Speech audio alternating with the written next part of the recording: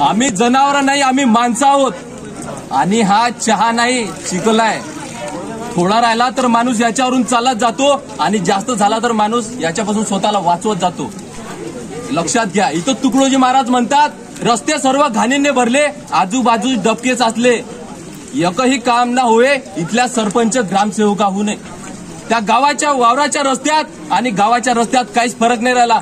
त्या वावराच्या पांढऱ्यांना चिखलच पाहावा लागतो आणि गावातल्या रस्त्यात पण तेच चित्र आहे. इथून अख्खं गाव बाजारासाठी जाणं येणं करतं. पावसाळ्यात साधीत चालायला सुद्धा जागा नाही, पण हे दुर्लक्ष करतात.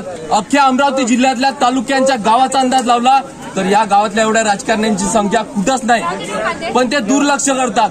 इथं तुकडोजी महाराज म्हणतात, जेव्हा राजकारणी होते आळशे तेव्हा उपभोगाची वाडे खुशी, त्याच उपभोगाची वाडे खुशी तेव्हाच अंतर पडे कार्याशी गाव सेवेच्या.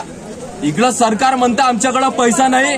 बरं बाबा, तुमच्याकडे पैसा नाही, खासदार, विधानसभेचे आमदार, सरपंच यांचे भत्ते वाढवायचे तुमच्याकडे पैसा येतो. तुमच्याकडे पैसा नसता तर यांचे भत्ते वाढवले नसते. बरं बाबा, तुमच्याकडे पैसा नाही, बाजारपेठेचा रस्ता बांधण्यासाठी पैसा नाही, रोड बांधण्यासाठी पैसा नाही, तर निदान खडीकरण तर करून द्या.